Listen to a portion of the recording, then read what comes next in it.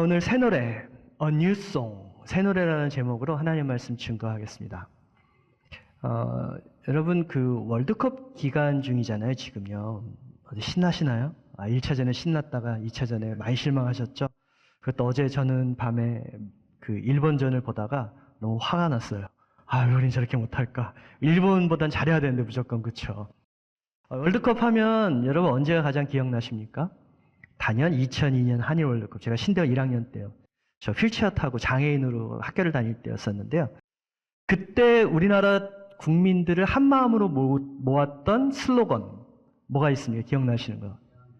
대한민국. 그것도 있지만 슬로건. 히딩크 감독의 I'm still hungry. 그렇죠? 그거 그리고 이 대형 플래카드 관중들이 함께했던 꿈은 이루어진다. 벌써 기억하시잖아요, 그렇죠? 지난 2022년 카타르 월드컵 때의 슬로건은 중꺾마였습니다. 기억하십니까? 중요한 것은 꺾이지 않는 마음. 제가 왜 이 이야기를 시작하냐면요, 우리 신자의, 그리스도인의 진짜 중요한 마음은 꺾이지 않는 마음입니다. 신자의 믿음이라는 것은 항상 삶이 평탄하기 때문에 하나님을 섬기는 것이 아닙니다.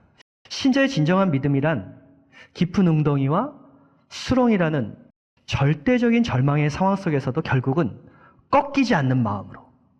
실망하고 낙심하고 비틀거릴 수 있죠. 때로는 넘어질 수 있어요. 하지만 완전히 쓰러지진 않고 꺾이지 않는 마음으로 기어이 하나님의 구원을 끝까지 붙드는 것, 바라보는 것. 그것이 바로 성경이 오늘 우리 연약한 인간에게 바라는 믿음이라는 것입니다.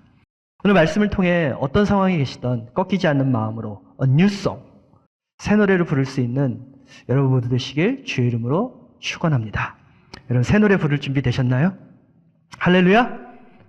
오늘 함께 읽은 시편 40편 1절부터 5절까지 이 말씀에는 시인의 마음의 6단계의 변화가 나옵니다. 나오고 있나요? PPT로요? 네. 첫 번째는 수렁이라는 단계고요. 두 번째는 기도라는 단계입니다. 세 번째는 인내라는 단계, 네 번째는 구원, 다섯 번째는 찬송, 여섯 번째는 간증입니다. 우리 다 같이 한번 그냥 읽어볼까요? 순서대로 시작. 수렁, 기도, 인내, 구원, 찬송, 간증. 이 시인의 마음의 변화의 순서를 따라서 오늘 말씀을 여러분과 함께 나누고자 합니다. 첫 번째, 수렁. 시인의 처한 상황을 설명하고 있죠. 깊은 웅덩이와 수렁에 빠져 있다. 여러분, 설명하지 않아도 이 수사가, 이 은유가 그의 어떤 상황인지 충분히 우리에게 와닿게 설명이 되고 있죠. 여러분들도 극심한 스트레스, 슬픔, 고통, 문제를 만나면 깊은 웅덩이와 깊은 수렁에 빠져 있다는 느낌을 받으실 때가 있을 겁니다. 왜 이런 표현을 썼느냐? 성경의 배경을 좀 설명을 드릴게요. 팔레스타인 지역은 옛적부터 강우량이 매우 적습니다. 비가 잘 안 내리죠. 늦은 가을철과 봄철에 소량의 비만 내릴 뿐입니다. 집중적으로. 그렇기 때문에 고대 팔레스타인 사람들은 땅에 구덩이를 팝니다. 그리고 그 짧은 우기 기간에 내리는 비를 저장해서 1년 내내 식수와 농사를 위해서 사용합니다. 자, 그런데 여러분, 이스라엘, 이 팔레스타인 유다 광야의 지형은요, 항상 이런 물이 사시사철 물이 쭉 흐르는 강물, 호수 이런 게 아닙니다. 이것을 와디라고 하는데요. 들어보셨나요? 와디? 이런 지형을요. 와디가 뭐냐면 평상시에는 그냥 이렇게 물이 지나간 흔적이 있는 수렁 같습니다. 그런데 비가 내리면 어떻게 됩니까? 그 수렁에 비가 갇히고 급물이 아주 거세게 내려가죠. 그래서 간혹 여기 사막 기후인 라스베가스 가는 지역, 그 뒤쪽 지역들을 보면은 이런데 그냥 관광객들이 갔다가 갑자기 물이 확 쓸려 내려가가지고 많이 위험에 처하는 그런 상황을 우리가 이야기 듣기도 하죠. 그것을 와디 지형이라고 해요. 그런데 이 지형은요, 1년 중 대부분의 건조한 때이기 때문에 구덩이에 물이 고여있지 않고 어떻게 됩니까? 물이 마르면 진흙투성이가 됩니다. 사람들이 그런 구덩이에 빠지면 어떻게 될까요? 네, 다른 사람이 외부로부터 구원의 손을 내밀기 전엔 스스로 빠져나올 수가 없어요. 그래서 개역개정 성경에는 기가 막힌 웅덩이, 기가 막힐 웅덩이라는 표현을 쓰는 겁니다. 성경에 보면 요셉이 형들에 의해서 던져진 구덩이가 바로 이런 겁니다. 네. 기가 막힐 웅덩이, 깊은 수렁, 바로 시인의 절망적인 상황을 은유하고 있죠. 여러분 중에서도 이런 상황 가운데 갇혔던 경험, 지금도 갇혀 계신 분 있을 수 있습니다. 여러분, 이런 상황에 떨어지면 어떻게 해야 됩니까? 자신의 능력, 내가 그동안 신뢰해왔던 내 강점 다 동원해도 결코 스스로 벗어나올 수가 없습니다. 그러면 남는 건 절망뿐이겠죠. 발버둥 치고 힘을 다해서 나오려고 해도 그 미끈한 진흙에 의해서 계속해서 미끄러지고 올라가질 못하고 계속 떨어져 있죠. 그러면 그런 수렁에 실제로 여러분들이 이런 기가 막힐 웅덩이에 빠져 있다고 생각해 보십시오. 내 힘으로, 내 강점으로 올라갈 수가 없어요. 구원을 할 수가 없어요. 그럼 어떻게 해야 되죠, 이제? 남은 거는요? 남은 건 뭐예요? 외부의 도움을 요청해야 되겠죠. 어떻게 해요? 살려주십시오. 이렇게 하면 됩니까? 단어는 맞지만 그 음성은 아니겠죠. 살려주십시오. 위에 혹시 누가 지나가다가 시간 나시면 저를 살려주시면 참 감사할 것 같습니다. 이게 아니죠. 악다구니를 쓰는 겁니다. 살려주십시오. 거기 누구 없습니까? 살려주십시오. 절규하며 외치는 거죠. 왜요? 단순하죠. 내 지금 이 상황으로부터의 구원은 이제는 외부로부터만 와야 돼요. 다행히 지나가던 사람이 저 멀리 있다면 그 사람에게 나의 목소리가 들릴 만큼 소리를 질러야 돼요. 그래야지만 그 사람이 그걸 듣고서 밧줄위로 내려주는 거 아니겠어요? 그런데 여러분, 문제가 생깁니다. 당시 팔레스타인 사람들이 이런 물을 저장하기 위해서 파놓은 구덩이가 어디에 위치할까요? 동네 길거리에 위치할까요? 사람들이 다니는 땅에 위치할까요? 그럴 리가 없어요. 어린아이가 지나가다 빠지면 어떡해요? 어른들이, 행인들이 밤에 지나가다 빠지면 어떡해요?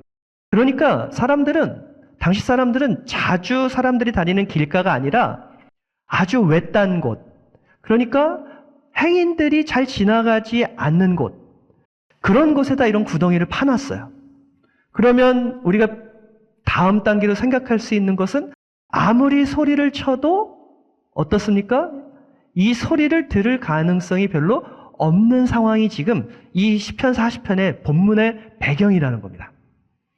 자, 우리의 삶도 그렇죠. 우리가 살다가 정말 기가 막힐 웅덩이와 수렁에 빠지면 여러분, 우리가 절규하죠. 그리고 우리를 도와줄 수 있는 사람들에게 살려달라, 도와달라 말하죠. 그러면 여러분, 그동안 우리가 믿어왔던 사람들이 우리가 구덩이에 빠져 있을 때 손 내밀어 준 적 있습니까? 조금 도와주기는 하겠지만, 공감은 해주기는 하겠지만 우리를 구원해 준 적은 없죠. 우리의 인간관계가 너무 얄팍하잖아요. 여러분, 우리의 깊은 절망에서 우리가 살려달라고 외쳤을 때 우리가 그토록 믿었던 사람들이 우리를 구원해 주지 않아요. 그러면 어떻게 해야 됩니까? 기가 막힌 웅덩이에 빠진 날, 깊은 수렁에 빠져서 내 스스로 헤어나올 수 없는 날, 우리는 어떻게 해야 되냐 이 말입니다. 그래서 시인은 이 수렁의 단계에서 이제 기도의 단계로 나아가는 거예요. 40편 1절. 내가 여호와를 기다리고 기다렸더니 귀를 기울이사 나의 부르짖음을 들으셨도다. 아멘. 아멘. 자, 기가 막힌 웅덩이에 빠진 날 어떻게 해야 됩니까? 절규해야 되죠? 누구에게요? 누구에게 살려달라고 소리쳐야 됩니까? 네, 하나님께요. 사람이 아닌 하나님께요. 여기서 그런데 부르짖음은 히브리어로 샤브아라는 단어를 쓰고 있어요. 이것은 단순히 목청만 높이는 그런 뉘앙스의 단어가 아닙니다. 샤브아, 이 단어의 뉘앙스는 고통 속에서 신음하면서 쥐어짜내는 울부짖음에 가까운 뉘앙스입니다. 기가 막힌 웅덩이에 빠진 날, 여러분, 우리의 기도는 바로 그래야 됩니다. 다른 옵션이 없으니까요. 오직 하나님께서만이 나를 도와주실 수 있고, 오직 하나님만이 나를 구원하실 수 있다는 간절함으로 이 고통 속에서 절규하며 나의 신음을 쥐어짜며 하나님 앞에 간절히 매달려, 하나님, 당신 아니면 이 웅덩이에서 누가 나를 꺼내줄 수 있습니까? 이 절망적인 상황 속에서 누가 나를 도와줄 수 있습니까? 하나님, 당신밖에 없어요. 도와주십시오. 이렇게 하는 것이 고통의 날에, 웅덩이에 빠진 날에 신자의 기도의 모습이라는 거죠. 여러분, 언제까지 그렇게 기도해야 됩니까? 언제까지 그렇게 기도해야 되죠? 네, 죽을 때까지 그렇게 기도해야 돼요. 왜요? 그거밖에 할 수가 없잖아요. 아무런 소망이 없잖아요. 그러니까 유일한 소망이신 하나님이 나를 구원해 주실 때까지, 내가 죽을 때까지, 그 자리까지 기도를 해야 돼요. 한계와 절망 속에서 부르짖어 결국 기도의 응답을 받았던 성경들의 인물들을 보십시오. 다윗은요, 여호와여 나의 기도를 들으시고 나의 부르짖음에 귀를 기울이소서, 내가 눈물 흘릴 때 잠잠하지 마옵소서. 하나님만 붙잡고 기도했죠. 한나는 어떻게 기도했습니까? 여호와여 만일 주의 여종의 고통을 돌아보고 나를 기억하사 아들을 주신다면 내가 그의 평생에 그를 여호와께 드리나이다. 아들까지 하나님 앞에 드리겠다는 마음으로 절규하며 기도했잖아요. 예레미야는 어떻습니까? 여호와여 내가 낮은 구덩이에서 주의 이름을 불렀나이다. 이제 나의 탄식과 부르짖음의 귀를 가리지 마옵소서. 하나님이 내 절규를 들어주시지 않는다면 나는 소망이 없기 때문에 하나님 나의 절규를 들어주소서 기도했습니다. 히스기야는 여호와여 구하오니 내가 진실과 전심으로 주 앞에 행하며 주께서 보시기에 선하게 행한 것을 기억하옵소서 하고 심히 통곡했다. 이렇게 기도했어요. 통곡하면서 기도했어요. 소경 바디오면은 또 어떻게 기도했습니까? 다윗의 자손 예수여 나를 불쌍히 여기소서 내가 보기를 원하나이다. 사람들이 지금 너가 이럴 때가 아니야. 넌 조용히 해. 잠잠해 할 때도 그는 자신의 소망은 구원은 오직 예수님께로부터 오기 때문에 사람들의 만류, 사람들의 비판 이런 거 상관하지 않고 하나님께 간절히 기도했다고요. 그런 기도를 하나님은 다 들으셨죠. 그리고 그들을 다 기가 막힌 웅덩이에서 꺼내주셨잖아요. 주 안에서 사랑하는 여러분, 한계를 만나면 그날은 어떤 날입니까? 그날은 부르짖는 날입니다. 이거는 신앙 공식이에요. 여러분 한계를 만나시잖아요. 사람 찾지 마세요. 하나님께 부르짖으십시오. 이런 신앙 공식 그냥 외우시면 됩니다. 한계를 만난 날엔 부르짖는 날이다. 부르짖어 기도한 다음에는요, 그 다음 단계, 세 번째 단계가 바로 인내의 단계입니다. 자, 우리는 기도한 후에 반드시 인내로 기다려야 됩니다. 내가 여호와를 기다리고 기다렸더니, 내가 여호와를 기다리고 기다렸더니. 여러분 우리가 정말 고통스러운 날에 하나님 앞에 다 절규하며 기도하시잖아요. 웬만한 강팍한 심령이 아니고서는 모든 신자들은 평상시 기도 안 하다가도 정말 고통스러운 날에는 하나님께 나와서 기도하게 돼 있어요. 그렇죠? 저는 이제 목회를 할 때 제일 무서웠던 게 평상시에 새벽 기도나 금요 기도 안 나오시던 분들이 갑자기 나오셔서 막 통곡하면서 전설의 고향처럼 우실 때 그때가 제일 무서워요. 그러면 백발백중 이분의 삶에 한계를 만난 거예요. 그렇죠? 그런 날이 우리는 때로는 필요해요. 왜요? 그런 고통 속에서의 시든 부르짖음의 그 단계를 통해서 하나님은 우리를 더 깊이 만나주시기 때문에요. 우리 신앙의 목적이 뭐죠? 하나님을 깊이 만나는 거잖아요. 그러니까 하나님이 당신을 사랑하는 자녀들에게도 기가 막힐 웅덩이를 만나는 날을 때로는 허락하십니다. 대부분의 사람들이 그런데 거기까지 나와서 기가 막힐 웅덩이에서 부르짖어 기도까지는 하는데 그 다음 단계로 나아가는 사람들은 너무 드뭅니다. 한번 부르짖고 끝내는 거는 그냥 마음은 좀 시원해질 수는 있지만 여러분 그렇게 하나님의 응답과 구원은 오지 않습니다. 기도는요 영성이 필요해요. 어떤 영성이요? 바로 인내의 영성. 이것을 전문 용어로는 존버 영성이라고 합니다. 존버 영성. 존버가 뭡니까? 존귀하게 버틴다. 기도하면서 존귀하게 버티는 거예요. 기가 막힌 웅덩이에 떨어진 날 우리가 구원을 기다리는 그 기다림은 여러분 얼마나 간절하십니까? 월드컵 경기 중이잖아요. 한국에서는 지금 치킨이 뭐 불티나게 팔린대요. 주문을 하면 안 와가지고 사람들이 월드컵 보다가 계속 치킨 언제 오나 치킨 언제 오나 기다린대요. 여러분 우리나라 사람들이 제일 기다리는 아저씨가 있대요. 누굴 간절히 기다리는 줄 아십니까? 우리나라 전 국민들이 제일 기다리는 아저씨? 예, 택배 아저씨. 여러분, 그런데 우리는 하나님께 절망의 상황 속에서 구원을 기다리고 있잖아요. 내가 살 길을 기다리고 있는데 기도하고 나서 하나님의 구원이 우리의 삶에 도착할 때까지 얼마나 기다리세요? 치킨 배달, 택배 아저씨 기다리는 것만큼 간절한 마음으로 기다리나요? 아니, 한두 번 열심히 기도는 했는데 너무 쉽게 구원이 오지 않는다고 포기하고 그러지 않으시나요? 시편 27편 14절에 보면 주님을 기다려라. Wait for the Lord. 주님을 기다려라. 강하고 담대하여라. 주님을 기다려라. 라고 고백해요. 여러분, 기다림은요, 담대한 사람만이 할 수 있는 거예요. 믿음은 담대함이 필요하잖아요. 절체절명의 위기예요. 내가 아무리 노력해서 올라갈 수 없는 그 한계 속에 내가 기가 막힌 웅덩이에 갇혔는데 체력은 다 빠졌잖아요.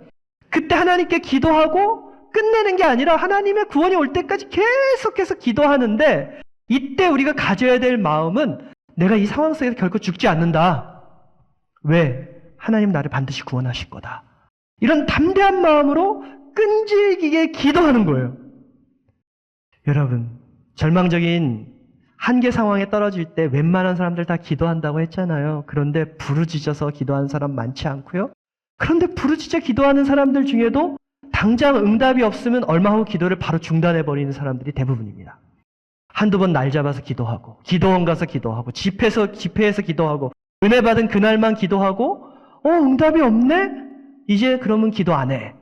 여러분, 그것은 기도의 영성이 아닙니다. 인디언 기우제 아시죠? 인디언들이 기우제만 드리면 100% 비가 온대요. 왜요? 그들의 기우제는 비가 올 때까지 하니까. 여러분, 기도는 하나님의 응답이 올 때까지 하는 겁니다. 할렐루야. 너무 쉽게 기도의 자리에서 물러가지 마십시오. 기다리고 기다리는 겁니다. 그러면 반드시 하나님의 구원은 옵니다. 그래서 네 번째 단계가 바로 구원의 단계예요.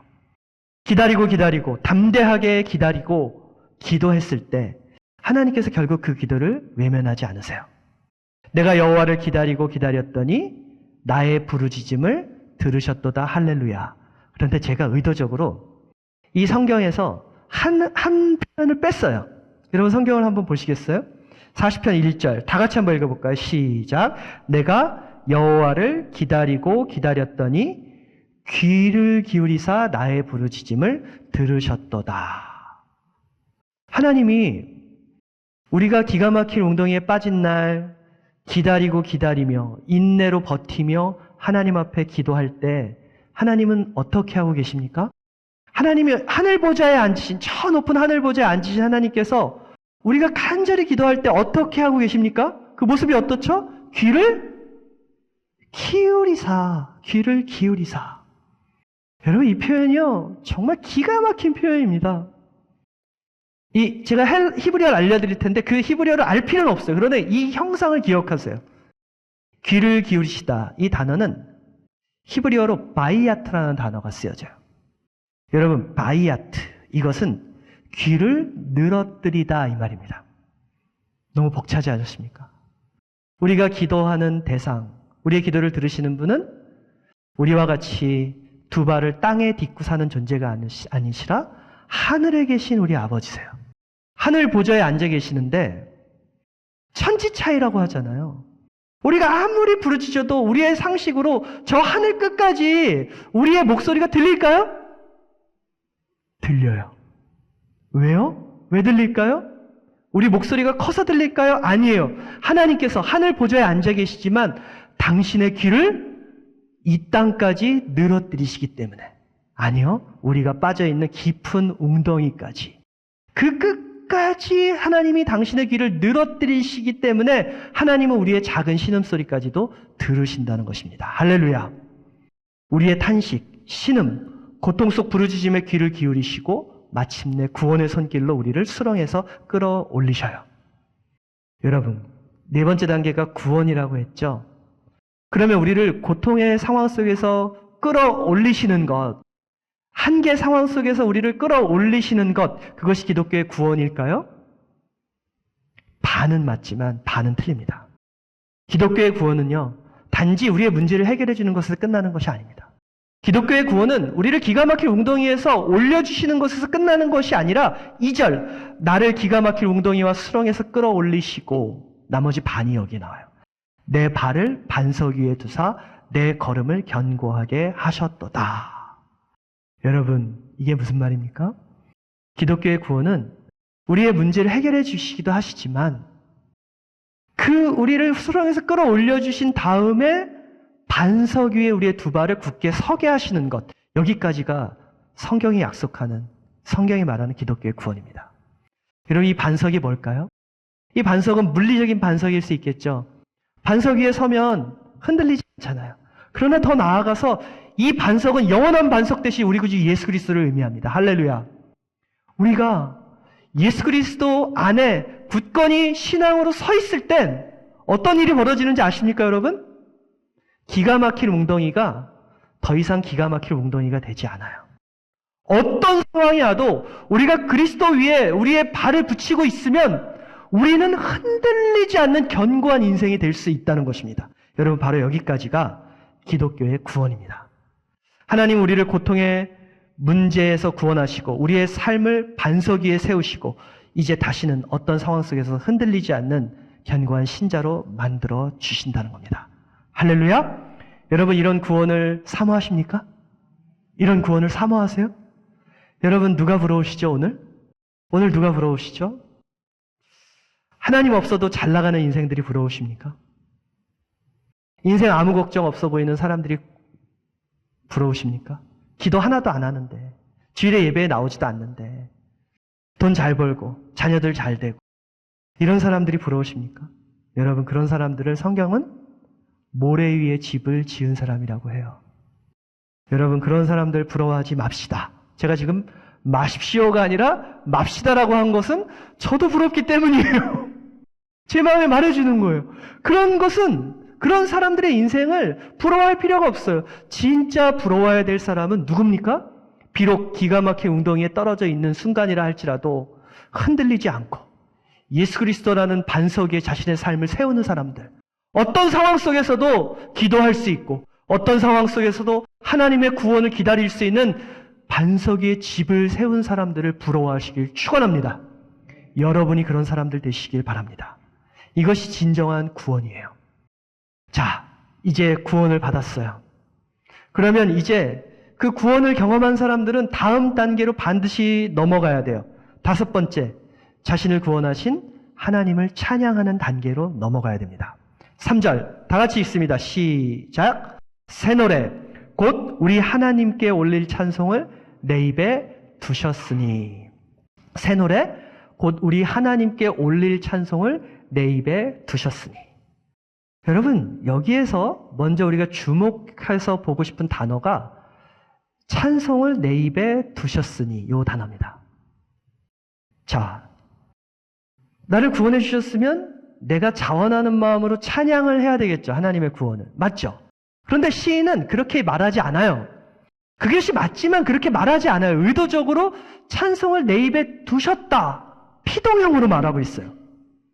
이것은 무엇을 의미하죠? 우리가 진정으로 하나님을 찬양할 수 있는 것은 나의 마음에서 시작되는 것이 아니라는 겁니다. 내 마음에서 시작된 게 아니에요. 믿음이 없으면 우리가 이런 기가 막힌 웅덩이에 있을 때 기도하잖아요. 그래서 그 상황이 타게 되잖아요. 해법을 얻었잖아요. 그런 다음에 잠시는 감사할 수 있지만 믿음이 없으면 어디로 돌아갑니까? 그때 사실 운이 좋았어. 이렇게 되는 거예요. 아니, 분명히 하나님께 기도하고 하나님의 구원의 응답을 받고 내가 수렁에서 건짐을 받았는데 내가 하나님을 찬양하지 못해요. 내 실력인 것처럼 착각해요. 기억을 왜곡해요. 그리고 다른 사람이 도와줬어. 혹은 운이 좋았어. 이런 식으로 이야기를 해요. 여러분, 믿음이 없어서 그래요. 진정으로 하나님이 주시는 믿음을 선물로 받은 사람들은 수렁에서 건짐을 받았을 때 그 입에 하나님이 반드시 찬송을 두십니다. 하나님이 우리 찬송을 우리 입술에 주셔야지만 할 수 있는 것이 찬송입니다. 할렐루야. 진정한 구원을 경험한 사람들, 진정한 은혜를 경험한 사람들에게만 주시는 하나님의 선물이 바로 찬송이라는 겁니다. 여러분 구원 받았습니까? 어떻게 아시죠? 일요일 11시에 여기 나와 계신 구원 받은 겁니까? 아닙니다. 성경은 분명하게 두 가지를 이야기해요. 첫째, 하나님을 아버지라 부르는 거예요. 두 번째는요, 나의 구원을 찬송하는 입술을 확인하셔야 돼요. 내가 진정으로 하나님을 찬송하고 있는가? 일요일 11시에 예배당에 모여서 찬양팀이 인도하는 찬송을 따라하는 그 찬송 말고요, 내 마음의 깊은 곳에서 하나님 나를 구원하셨군요. 하나님 감사합니다. 하나님이 나를 기가 막히게 웅덩이에서 건져주셨고 예수 그리스도라는 영원한 반석 위에 내 삶을 세우셨음에 하나님을 찬송합니다. 이렇게 찬송하는 사람만이 진정한 구원을 받은 사람의 표징이라는 거죠. 여러분 구원 받으셨습니까? 이렇게 구원받은 하나님의 백성들이 부르는 노래가 바로 A New Song, A New Song, 새 노래예요. 여러분은 새 노래를 부르고 계십니까? 저 오늘 찬양팀 신곡하셨나요? 옛날 부르던 말고 뉴송 부르셨어요? 여러분 여기서 새 노래가 신곡을 말하는 걸까요? 새로 나온 곡을 말하는 걸까요? 아니에요. 그런데 대부분의 사람들이 이것은 안 불렀던 노래, 없었던 노래를 지어 부른다고 생각을 해요. 신곡이라고 생각해요. 여러분 뉴송은요, 새롭게 작곡했다, 만들었다, 그래서 부른다, 신선한 노래다, 이런 노래가 절대 아닙니다. 시인은요, 자신에게 하나님께 올릴 새 노래가 있다라고 했어요. 성경이요, new, 새 피조물이 되었도다, new creation 등등 성경에서 new, 새롭다 이런 단어가 나올 때 성경의 사상은 내용이 새롭다는 게 아닙니다. 내용이 새로운 게 아니라 경험이 새롭다는 거예요. 여러분 우리가 그리스도 안에서 새로운 피조물로 뉴 크리에이션을 창조되었죠. 할렐루야? 맞잖아요. 그런즉 새 피조물이 되었다고 하잖아요. 그리스도 안에서. 그런데 우리가 좀 더 갑자기 구원받으면 잘생겨졌나요? 내용이 바뀌나요? 우리의 삶이 확 바뀌나요? 아니잖아요. 이것은 같은 상황 속에서도 우리가 경험하는 바가 달라진다 이 말입니다. 우리의 찬송이 신곡을 부르는 게 아니라 똑같이 이전에 100만 번도 더 불렀었던 그 찬송이 오늘은 새로운 경험 속에서 부르게 된다는 겁니다. 한 번도 불러보지 않은 노래가 새 노래가 아니고 이 새 노래란 아주 오래된 옛 노래가 될 수도 있습니다. 무심코 불렀던 노래가 습관적으로 예배당에 모여서 불렀던 찬송가와 찬송들이 내 삶과 내 삶의 어떤 상황과 맞닥뜨릴 때 이전과 같이 부르지 않고 상투적으로 부를 수 없고 전심으로 내 마음을 담아 부르게 될 때 그 노래가 다 뉴송, 새 노래라는 거예요. 이전에 수백 번, 수천 번도 더 불렀던 옛 노래가 하나님의 구원을 경험하고 나니까 똑같이 이전과 같은 마음으로 부를 수가 없어요.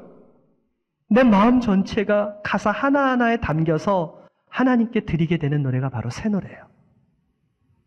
수렁에서 건짐을 받은 다윗이 하나님의 구원하심에 대한 오래된 찬양을 한다고 생각해 보십시오.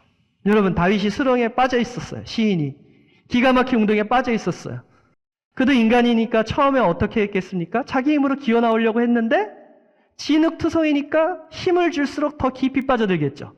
그 다음에는 소리를 질렀어요. 살려주십시오! 누구 없습니까? 아무도 듣지 않는 외딴 지역이에요. 이제 그의 소망은 저 하늘에 계신 하나님밖에 없어요. 하나님께 절규했을 때 하나님께서 저 하늘 보좌에서 당신의 귀를 기울이시고 늘어뜨리셔서 다윗의 입술 가까이 대시고 그의 신음을 들으시고 그를 수렁에서 건져주셨습니다. 여러분 이때 다윗이 수렁에서 딱 나와서 갑자기 작곡을 하고 음악가니까 다윗은 작곡을 해서 새 노래, 신곡을 하나님께 불러드린 것 같습니까? 아니잖아요. 다윗이 불렀던 노래는 분명히 그가 이전에 수천 번도 더 불렀던 똑같은 노래였을 거예요.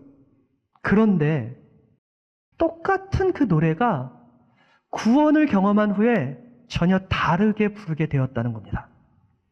여러분, 하나님의 은혜를 깊이 경험하면은요, 우리가 드리는 찬송이 완전히 새로운 찬양이 되는 거 여러분 다 한 번씩 경험해 보시지 않았나요?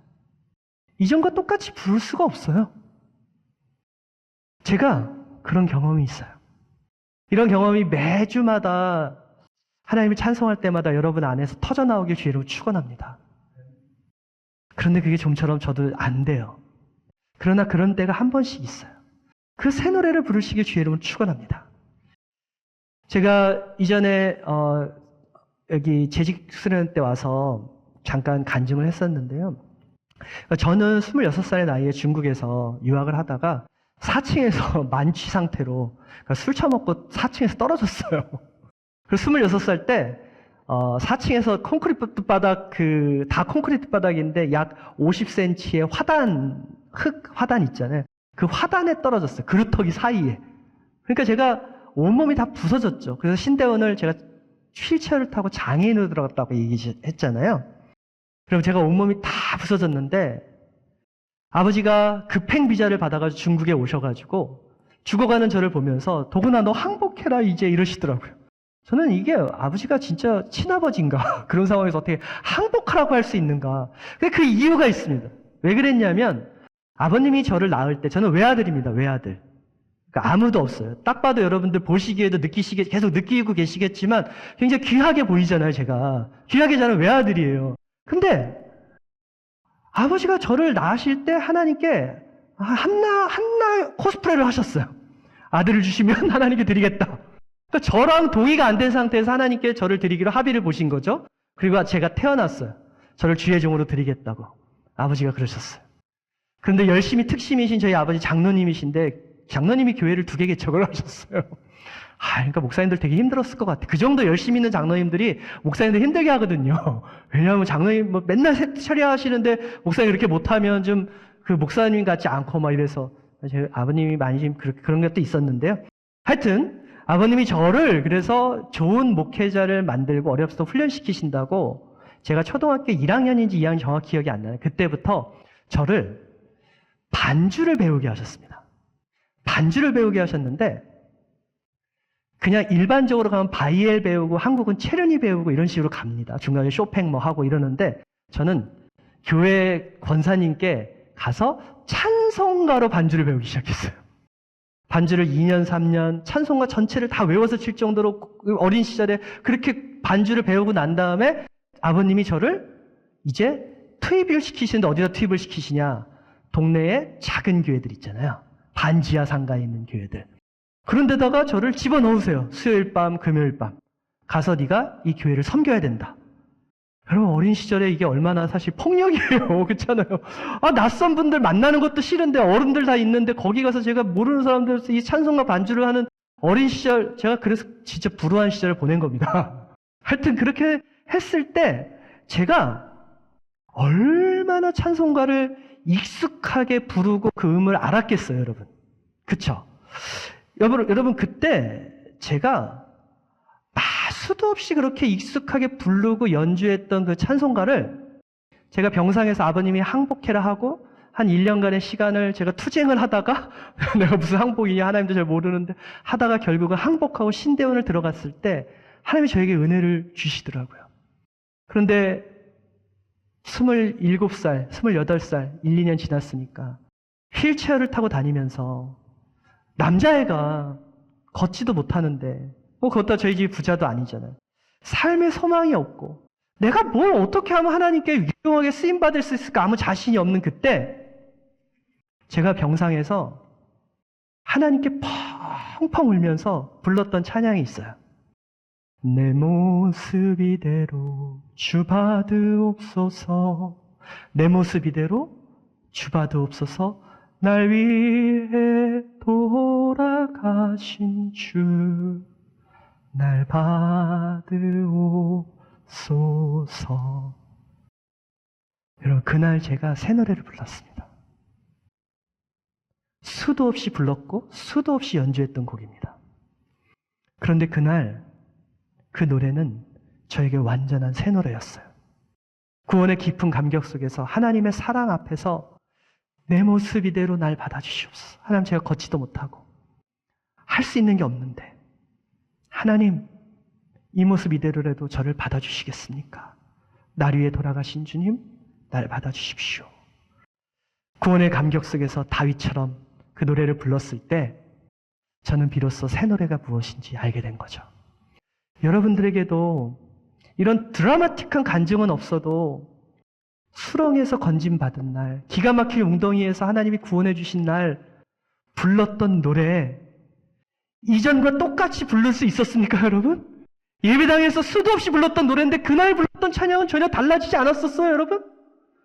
펑펑 울면서 정말 감격적으로 불렀던 찬양들이 있으실 거예요.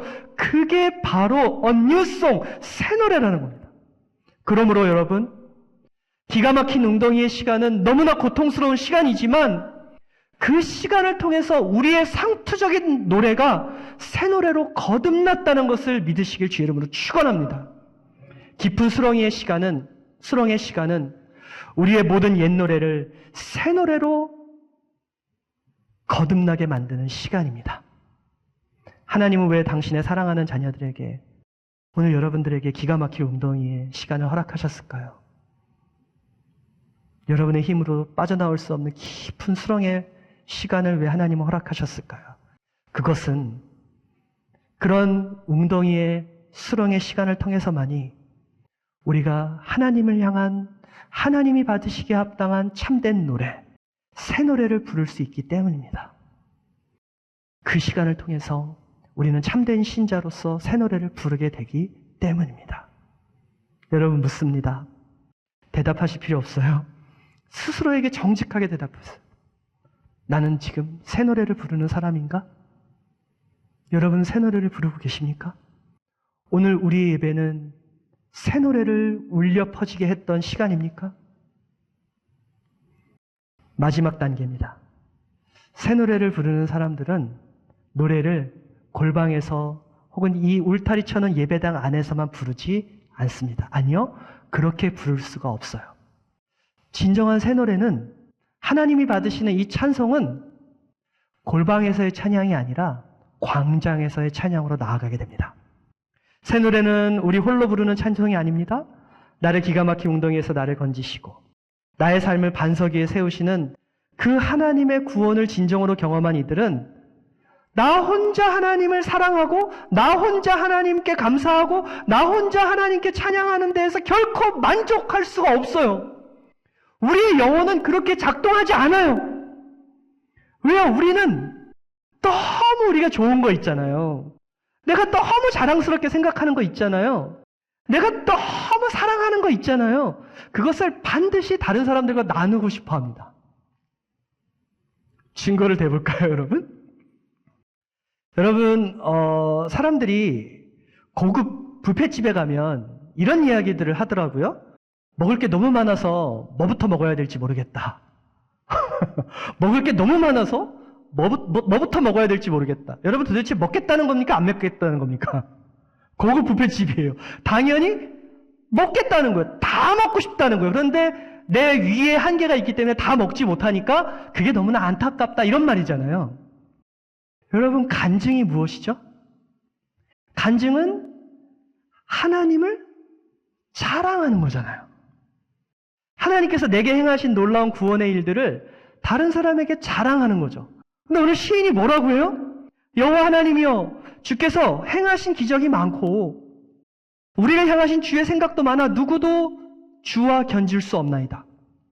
내가 널리 알려 말하고자 하나 너무 많아 그 수를 셀 수도 없나이다. 이게 무슨 말입니까? 하나님, 나를 구원해 주신 나를 이 문제에서 해결해 주신 이 한계를 돌파하게 해주신, 그래서 나를 견고한 인생 되게 하신 하나님의 구원의 사건들이 내 삶에 너무 많아요. 하나님, 도대체 뭐부터 자랑해야 될지 모르겠어요. 이런 거예요. 널리 알려 말하고자 하나 너무 많아 그 수를 셀 수 없나이다.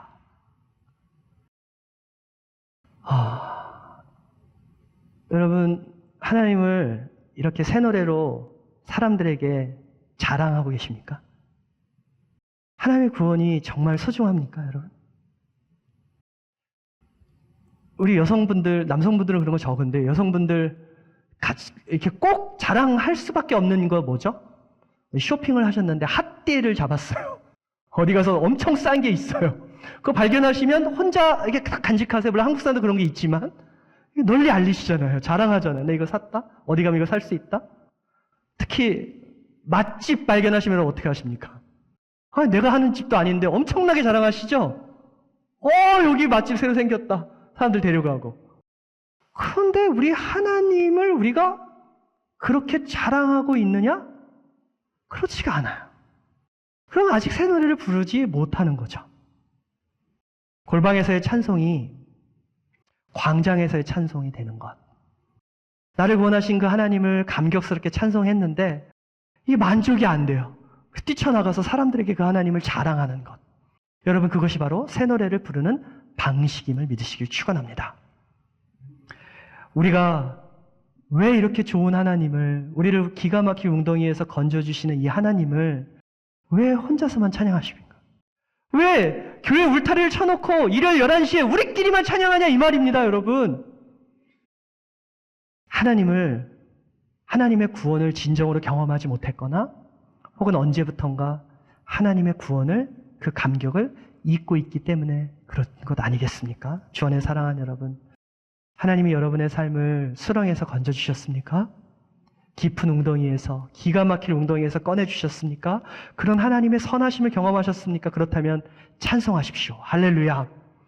마음을 다해 찬송하십시오. 새 노래를 부르십시오. 광장에서 하나님을 자랑하고 선포하는 새 노래를 부르시는 믿음의 종들 되시길 축원합니다. 여러분, 말씀을 맺을게요. 잠시 후에 우리 모두가 함께 부를 찬양인데요. 여러분, 이 찬양 잘 아실 거예요. 깊은 웅덩이와 수렁에서 끌어주시고 나의 발을 반석 위에 세우시사 나를 튼튼히 하셨네. 다 같이 불러볼까요? 새 노래로 부르자 랄라라. 여기까지요. 좀 이따 다 같이 부르고요. 자, 새 노래로 부르자 랄라라. 저는 예전에 이 찬양을 부르다가 항상 제 마음속에 이런 생각이 있어요. 아니, 랄라라가 뭐야? 이 애들 부르는 찬양도 아니고. 왜 그런 생각 안 드세요? 새 노래로 부르자 랄라라. 그런데 제가 이 말씀을 묵상하고 이 노래를 찾아서 이 노래엔 어떤 배경이 있나 찾다가 보니까 이 노래를 지으신 작사가가 한국 분이시더라고요. 이민 생활 속에서 굉장히 어려움 속에서 이 노래를 작사하시고 지금 목사님이 되셨다고 하더라고요. 그런데 그분의 이야기는 아닌데 제 안에 이런 생각이 들었어요. 랄라라? 이건 콧노래인데? 언제 한국 사람들이 랄라라 콧노래를 부르지? 이런 생각을 하니까 제 안에 딱 떠오른 게, 여러분 공감하실 텐데요. 여러분, 아이들이 랄라라 랄라라 이렇게 콧노래를 부를 때 언제 주로 그러죠? 네, 신날 때, 마음이 상쾌할 때, 주로 소풍 가는 날. 그렇잖아요. 마음에 근심 걱정이 없어요. 슬픔이 없어요. 그냥 그저 기쁠 때, 그때 한국 사람들이 랄라라 불러요. 그리고 거기까지 생각에 미치니까 여러분, 제가 이 찬양이 이렇게 해석이 되더라고요. 아, 새 노래를 부르는 것은 문제가 지나갔거나 위기를 통과했기 때문에 부르는 게 아니구나. 언제 부를 수 있어요? 그리스도, 영원한 반석 위에 내 발이 굳건히 섰을 때. 여러분, 그리스도 안에 있으면 세상의 문제가 비껴가나요? 그리스도 안에 있으면 슬픔의 문제는 그리스도인에게 찾아오지 않나요? 그렇게 말한다면 다 거짓말입니다. 그리스도 안에 있어도 똑같이 우리는 슬픈 일을 당해요. 억울한 일을 당해요. 내 스스로의 힘으로 돌파할 수 없는 한계를 당해요. 고통의 날이 와요. 하지만 그러한 날에도 우리는 그리스도 안에 있기 때문에, 그리스도라는 영원한 굳건한 반석 위에 서 있기 때문에 더 이상 흔들리지 않아요. 때로는 걱정이 와도 그 걱정이 내 삶을 집어삼키지 않아요. 그렇게 하나님 앞에서 내가 하나님의 사랑을 경험하고 하나님의 선하심을 신뢰하는 단계까지 나아갈 때 상황과 상관없이 우리는 마음의 평강을 누릴 수 있죠. 할렐루야. 상황과 상관없이요. 그때 그러면 우리는 이런 노래를 비로소 부를 수 있는 거죠. 새 노래를 부르자 랄라라. 마음에 기쁨이 넘치는 거예요. 아일랜드의 시인이자 극작가 오스카 와일드가 이런 말을 했습니다. We are all in the gutter, but some of us are looking at the stars. 우리 모두는 진흙탕 속에 있지만 그중 누군가는 밤하늘의 별을 바라본다. 너무 멋있지 않습니까? 예수를 믿는 사람이나 믿지 않는 사람이나 이 세상은 죄로 망가진 세상이기 때문에 진흙탕 속에서 살아갈 수밖에 없어요. 예수 믿는다고 고통이 면제되지 않습니다.